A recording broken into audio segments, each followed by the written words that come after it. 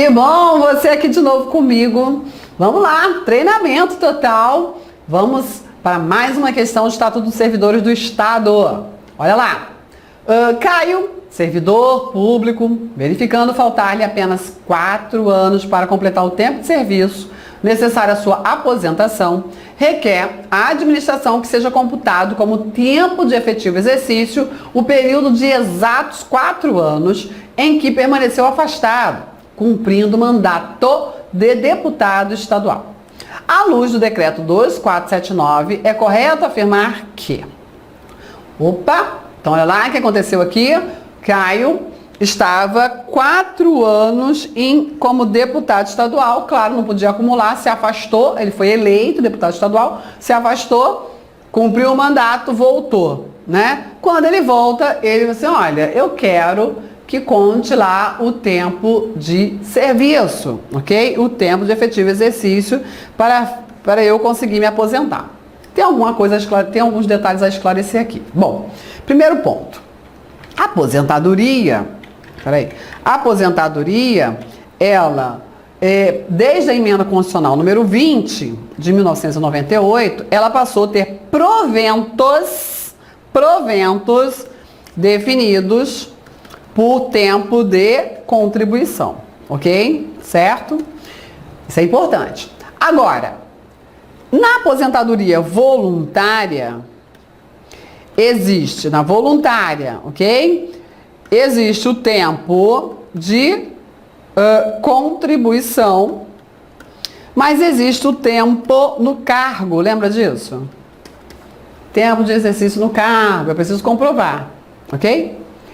E aí, o examinador, mais uma vez, coloca, né, uma questão não muito bem elaborada, porque depois da emenda 20, quando a gente lê isso aqui, por que ele quer contar 4 anos lá? É que, na realidade, ele quer contar o tempo de contribuição, que ele teve afastado e vai contar. Porque ele poderia ter escolhido outro exemplo, não a aposentadoria, mas vamos lá, né?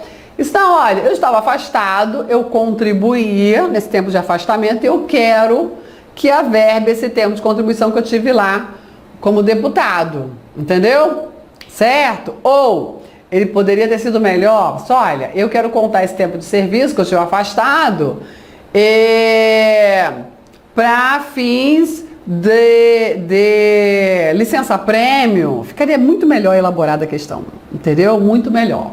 Mais uma vez, o examinador, ele tropeça ali no Estatuto Estadual, mas a gente tem maior paciência com o examinador, sabe que não é qualquer um que entende o Estatuto do Estado e percebe o que ele quer dizer, né? Ok? Então, na realidade, ele quer saber o seguinte, esse tempo de deputado estadual, que ele ficou afastado, sem exercer o seu cargo efetivo, conta ou não conta como efetivo exercício? É essa pergunta, só. Ok? Aí, vamos lá. A contagem de tempo de serviço no Poder Judiciário não pode ser acrescido do tempo de serviço exercido em outro poder. Como assim? Pode sim. Como assim? Pode sim. No Poder Judiciário é estadual. Por quê? Porque o Estatuto foi adotado como regime jurídico único. Entendeu? Se ele foi adotado como regime jurídico único em 1990, ele é adotado também, aplicado no Poder Judiciário, assim como no Legislativo, no Executivo, na Defensoria, no Ministério Público e assim vai. Procuradoria do Estado, certo? Então, ele vai todo o tempo contado, não é só porque é no Judiciário, é no Estado do Rio de Janeiro, o tempo de serviço público de outras estruturas é computado, sim. Depende qual a finalidade, mas dizer que não pode ser acrescido está errado, ok? Computa-se apenas metade do tempo do cargo exercido em outros poderes, nada a ver. Aproveita-se o tempo de serviço exercido em outros poderes apenas para aqueles que lá tenham exercido o cargo de confiança. Também isso é apenas, nada a ver.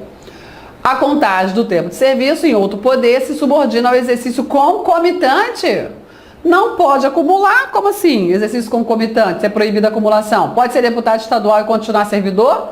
efetivo? Não, não pode, é proibida essa acumulação, né? Então, claro, computa-se como tempo de efetivo exercício o afastamento por exercício de mandato legislativo, ok? Não tem jeito. E aí, eu vou te dar outra recomendação. O artigo 79 do regulamento é muito explorado em prova. Por quê? Ele traz o rol de afastamentos que são considerados como efetivo exercício, ok? E lá no inciso 21 está considerado como efetivo exercício mandato legislativo, executivo, federal, estadual. Só que, presta atenção, você tem que combinar isso com o artigo 38 da Constituição Federal, que fala que conta, sim, como tempo de serviço, exceto para promoção por merecimento, ok? Então, lembra do artigo 38 também da Constituição Federal. Tudo bem? Ok? Então, qual é a resposta? Letra E. Letra E. Show, entendido, certo? Bom, outro tema também muito importante. Seguindo. Questão, segundo o decreto 2479 de 79, regulamento, dá-se a vacância do cargo ou da função na data do fato, na publicação do ato que implique desinvestidura. Então, o tema é vacância. Sempre, quando você estiver fazendo prova, vê o núcleo da questão, né? Vê o núcleo da questão. Aqui é tempo de efetivo exercício, né? O que conta como tempo de efetivo exercício? Estadual conta como tempo de efetivo exercício? É o núcleo da questão, ok? Fica essa firula toda, qual é o núcleo da questão? Tempo de efetivo deputado, licença, né? Para eletivo, conta como tempo de serviço? É isso, núcleo da questão. Aqui, núcleo da questão, vacância, ok? As alternativas a seguir apresentam hipóteses de vacância prevista no mencionado decreto, à exceção de uma. O que não é vacância? Aqui é para marcar a questão errada. Toda vez que aparecer uma questão que é para marcar a incorreta, exceto, escreva assim, ó, tem que desenhar. Por quê? Nós estamos condicionados a procurar a resposta correta. Na hora da prova, a ansiedade é tão grande, sabe? Que você começa tá, eu sei, é para procurar errada, né? A exceção de exoneração, demissão, você já está marcando a certa. Entendeu? Cuidado com isso, para não se embolar. Então você vai, eu tenho que focar no tema vacância, o que está errado. No tema vacância, o que está errado. Exoneração é vacância? Certo. Demissão é vacância? Sim. Reintegração? Falecimento? É. Aposentadoria também, então, reintegração. Reintegração não provoca vacância. Reintegração é somente forma de provimento, que determina a volta daquele que conseguiu anular a sua demissão, ok? Agora, preste atenção. Vamos lá. Nossa revisão, né? Preste atenção. Data do fato ou publicação do ato são duas situações determinantes de vacância. O que aqui, me diz aqui, olha, eu adoro as minhas questões orais. Quais são aqui as que são vacância decorrente de fato ou decorrente de ato? A minha pergunta seria assim, se eu fosse banco examinador ia ser mal. Bem difícil, questão bem difícil, é para estudar mesmo. Por isso que aí eu fico aqui no treinamento, já me convidaram, mas eu não aceitei não, porque senão eu ia ter que parar de dar aula, adoro dar aula, como é que eu vou parar de dar aula? Não consigo. Então vamos lá. Exoneração é vacância decorrente de fato ou de ato? Ato. Demissão, fato ou ato? Fala aí que eu escuto, acredita? Ato administrativo. Falecimento. Não, vou dizer que ele vai falecer. É um fato, né? É um fato jurídico. Determinou quando ocorreu a vacância. Entendeu?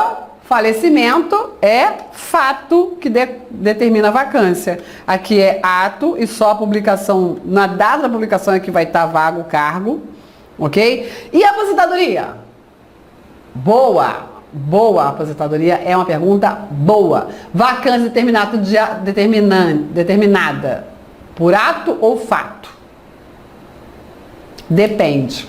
Os dois casos. Isso, por quê? Porque normalmente é ato.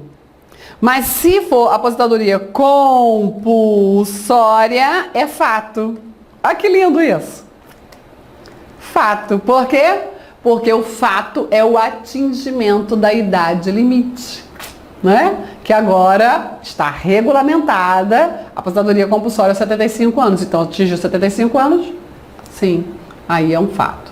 Ok? Isso se não está para mudar, ok? Mas aí não importa qual vai ser a idade. A compulsória atingiu, pronto. É isso. Seguindo, sobre as vantagens que podem ser pagas ao servidor, sobre as vantagens que podem ser pagas. Eu esqueci de dizer qual o artigo, né? 61 do regulamento, tá? Artigo 61, rol de vacâncias. O que mais? Sobre as vantagens que podem ser pagas ao servidor, previsto no decreto 2479, assinar a alternativa correta. O exercício de função gratificada não impede o recebimento da gratificação pela prestação de serviço extraordinário. Errado, impede sim. Quem recebe função gratificada ou exerce cargo em comissão, ok? Se submete ao chamado regime de dedicação exclusiva e integral. Ok? A dedicação integral quer dizer o seguinte, que filho, você recebe um dinheiro, uma gratificação, uma verba, para estar à disposição da administração pública todo o tempo. Então não tem hora extra, você não tem carga horária. Entendeu? Nem para menos, nem para mais. Você tem que cumprir metas. Acabou. Então, não tem direito a hora extra, tá bom? Mesmo que faça as horas extras. Não tem direito a receber. O que mais? A gratificação por serviço extraordinário tem caráter transitório, certo? Não gerando sua percepção qualquer direito de incorporação ao vencimento, certo? Ok? Transitório, não tem incorporação ao vencimento, salvo para provento de aposentadoria quando percebido em caráter habitual por mais de 10 anos ininterruptos. Não existe isso. Fiquei fazendo hora extra mais de 10 anos seguidos, agora vou receber na aposentadoria. Não. A título de compensação das despesas de viagem, mudança e instalação, será concedida ajuda de custo. Será concedida ajuda de custo para despesa de viagem, mudança e instalação. Vou ler de novo, tá? Me perdi. A título da compensação das despesas de viagem, mudança e instalação, será concedida ajuda de custo ao funcionário que, em razão de exercício em nova sede, com caráter de permanência, efetivamente deslocar sua residência. Mudou, né? Passagem só de ida. Aí ele tem direito a ajuda de custo. Isso mesmo, ok? Perfeitinha. Vou ver, esqueci de dar o artigo aqui para vocês. Regulamento, tá? Tudo regulamento, tá aqui em cima, né? 2479. Aqui é artigo 162. Aqui é o artigo 165. E aqui é o artigo 179. Eu falo o artigo porque, eu não sei quando não tem a pertinência falar o artigo. Porque se você errou a questão, vai lá e lê o artigo. O melhor jeito de transformar um erro em aprendizado é esse. Vai ler o artigo, você errou, não sabia aquilo não, vai lá e lê o artigo. Ok? Faça isso. Tá bom? Porque o teu aprendizado se fixa. O que mais? O funcionário restituirá a ajuda de custo quando se transportar para a nova sede ou local da missão nos prazos determinados.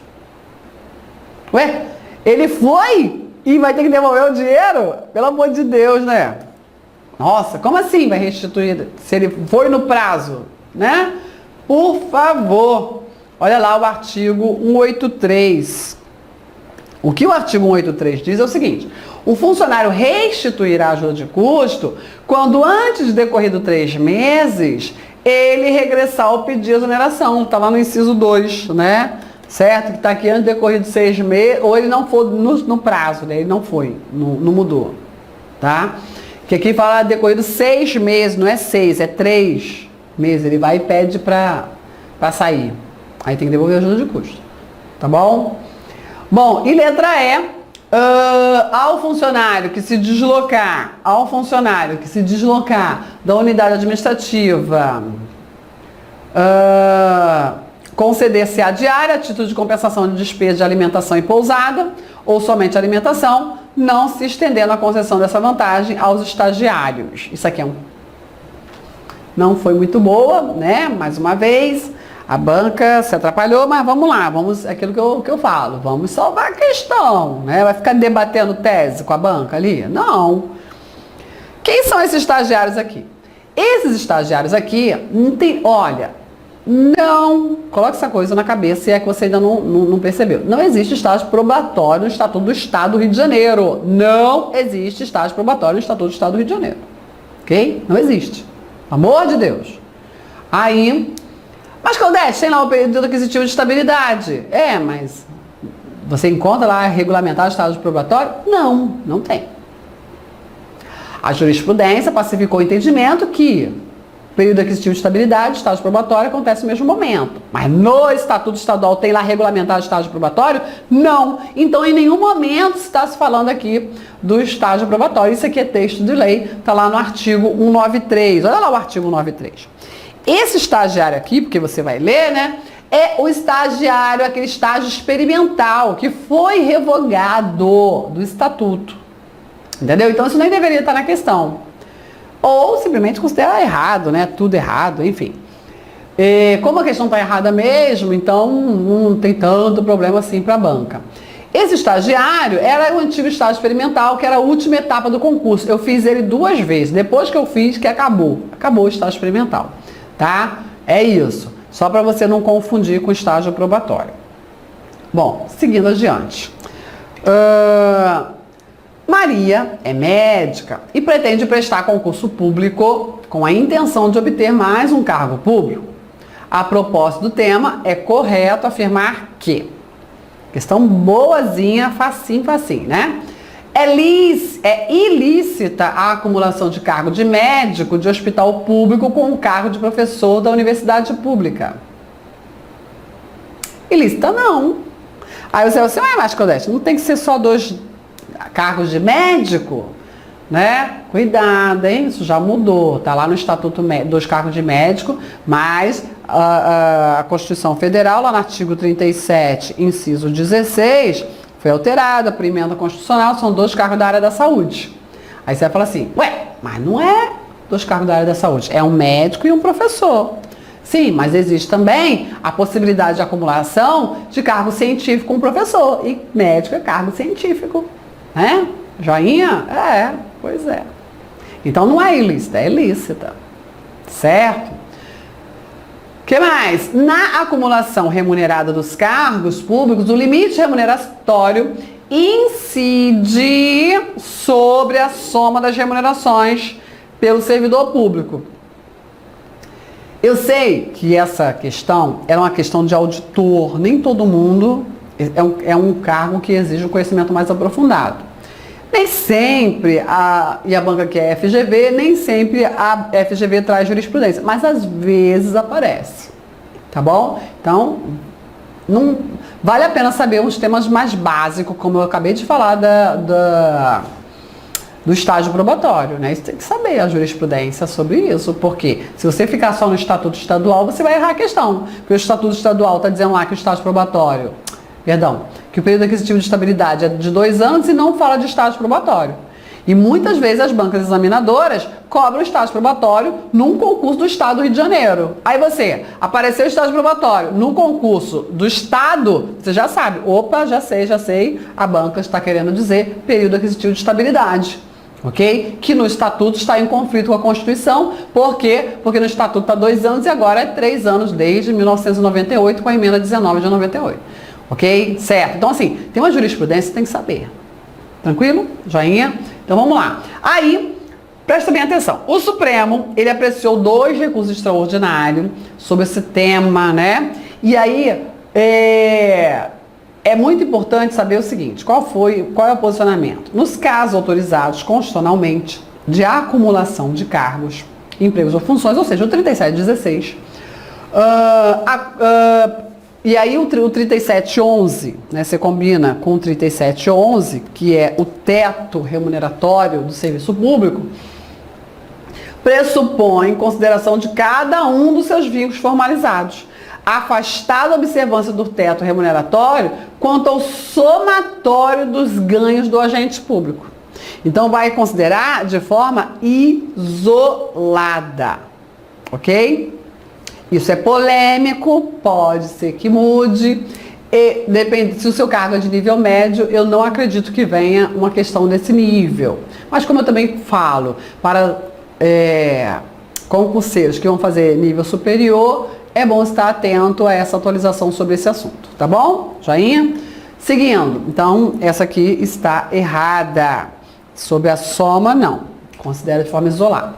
A administração pública deverá adequar a carga horária da servidora para possibilitar a acumulação. Deverá nada. A servidora tem que se ajustar ao horário de trabalho dela, senão não pode. A acumulação é permitida? Tá bom. Tá dentro dos permissivos constitucionais? Tô. Mas tem compatibilidade de horário? Ah, não vai dar para chegar nos horários certinho, não. Você então não pode acumular. Não pode. Né? Se não tá com compatibilidade de horário, não pode acumular. Acabou. Assim. Bom, então tá errado isso aqui. O cargo de auditor de Tribunal de Contas poderá ser acumulado com o cargo de médico, pois ambos são cargos de profissão regulamentada. Nada a ver, não é esse o critério. No âmbito do Estado do Rio de Janeiro, a acumulação de cargo técnico-científico com o cargo de professor é condicionada à correlação de matérias. Então, se ela é médica, ela pode ter um cargo de professora para ministrar conteúdo da medicina. Entendeu? Ela não pode ser professora de música. Não pode. A jurídica. Não pode. Entendeu? Isso é muito importante. Olha lá, o artigo 34, Estatuto dos Servidores, 220, tá? O 34, parágrafo 1º. Em qualquer caso, a acumulação depende da correlação de matérias e da compatibilidade de horário. Cuidado, porque é uma exigência estatutária. A Constituição só fala em que tem que ter correlação de matérias. Não existe... Falei errado, desculpa. A Constituição só fala que tem que ter compatibilidade de horários. Não fala em correlação de matérias. Mas o Estatuto exige os dois requisitos. Compatibilidade de horários e correlação de matérias. Tem que ter os dois. Tem que ter os dois. Senão, não pode acumular. Ok? Mas o Estatuto exige... Aí você vai dizer, ah, mas então o Estatuto é inconstitucional. Não. Ele só regulamentou, colocou mais um item. Não está em contradição, não. Tá? Joinha? Bom, seguindo, mais um desafio concurseiro. A sistemática adotada pelo Decreto-Lei 220 a respeito da responsabilidade administrativa dos servidores públicos civis do Rio de Janeiro permite afirmar que, outro tema também que as bancas gostam de explorar, regime disciplinar, responsabilidade do servidor. Então vamos lá, responsabilidade do servidor.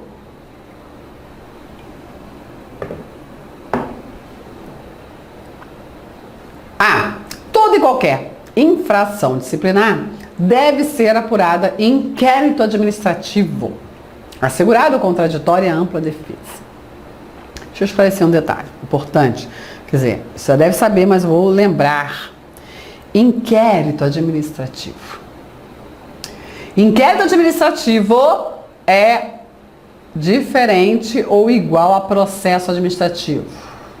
No Estatuto Estadual é igual. A diferença, existe uma diferença. A diferença é que o Decreto-Lei 220 denomina inquérito administrativo e o seu regulamento denomina processo administrativo disciplinar. É a mesma coisa, é o mesmo instituto jurídico. Não é igual ao Estatuto Federal. Não é igual ao Estatuto Federal. Então, muito cuidado com isso. Muita gente errando essas questões por causa do Estatuto Federal. Tá bom? Eu nem vou falar o que tem no Estatuto Federal, só vou dizer assim, é diferente. Se você estudou, lá você já sabe, já fica alerta. E se você não estudou, você já sabe, né? Que não precisa ir lá não. É só para saber que é diferente. Tá bom? Então, olha só. No Estatuto Estadual, inquérito administrativo ou processo administrativo, mesma coisa. Não se confunde com sindicância. Porque a sindicância é um procedimento mais simplificado, igual a maioria dos estatutos, que pode, a sindicância, gerar uma penalidade branda ou resultar na instauração do PAD ou inquérito, tanto faz, o nome que você quiser. Entendeu? Como a questão foi localizada no 220, por isso estão usando a nomenclatura inquérito administrativo. Olha, eu adoro desvendar isso para você. Adoro, sabe? Você entender isso, gente, isso é muita coisa. Por quê? A maioria das pessoas lê o estatuto e não consegue entender. Eu também já passei por isso há muitos anos atrás, né? Eu demorei a entender isso, meu Deus do céu. Uma hora ele fala inquérito, depois ele fala processo, e eu fiquei nessa, mas eu fiz um estudo aprofundado do Estatuto dos Servidores, né? Então eu sei o que estou falando. Tá bom? Então, quando a banca falar em inquérito administrativo, é porque ela olhou a legislação 220. Se ela falar em processo administrativo, ela estava olhando para o 2479. Isso é legal você saber. Então, vamos lá. Toda e qualquer infração disciplinar deve ser apurada em inquérito? Não, porque tem as penalidades brandas que podem ser por sindicância. Então, o que está errado aqui? Esse deve. Deve não. Toda e qualquer, não. Só as graves. Aí tem que ser. Tá bom? Juntou o todo e qualquer com deve, ficou errado. O inquérito administrativo sempre precederá a aplicação das penalidades de suspensão de até 30 dias. Não, sempre não. Por quê? Aqui pode ser através de sindicância. Uma mera sindicância pode resultar na penalidade de branda e suspensão até 30 dias. A sindicância é mera apuração preliminar que irá anteceder o processo administrativo disciplinar e a partir da qual não podem ser aplicadas sanções. Pode sim, advertência, repreensão e suspensão até 30 dias são penalidades aplicáveis via sindicância, ok? Não é obrigado que seja através de sindicância, mas pode ser através de sindicância. Letra D. Deve ser determinada a suspensão cautelar do funcionário público sempre que da infração que lhe é imputada possa resultar a pena de suspensão até 30 dias. Deve não. A suspensão cautelar, o nome já está dizendo, o nome nem é esse, é a suspensão preventiva. A suspensão preventiva é uma medida cautelar que pode ser adotada se for necessário, entendeu? Certo? Então está errada essa afirmativa, restou a letra E. É possível a suspensão preventiva, olha o nome certinho aqui, do funcionário público, que é mera medida acautelatória, não tendo natureza jurídica de pena. Ó que lindo! Tudo que eu estava explicando ali estava aqui escrito e eu sempre esqueço, né? Eu não lembro a sequência da questão, né? Então eu explico antes de chegar lá. Mas não tem problema não. Olha lá o 220, que está falando do 220, artigo 59 e 60, né? Esse negócio. 59 e 60, que trata da suspensão preventiva, ok? Certo? E só vai ser adotada desde que o funcionário... desde que o afastamento do funcionário seja necessário para que esse não venha atrapalhar na apuração da falta, na instrução processual. Ela é uma medida cautelatória, não constitui penalidade. Cuidado com isso. Cuidado com isso. Isso é muito importante. Não é penalidade, não confunda suspensão preventiva com suspensão disciplinar. Ok? Cuidado. Bom, o tempo acabou, né? Mas as questões não. No próximo vídeo eu continuo com mais desafios concurseiros. Tá ok? Certo? Até lá. Tchau, tchau.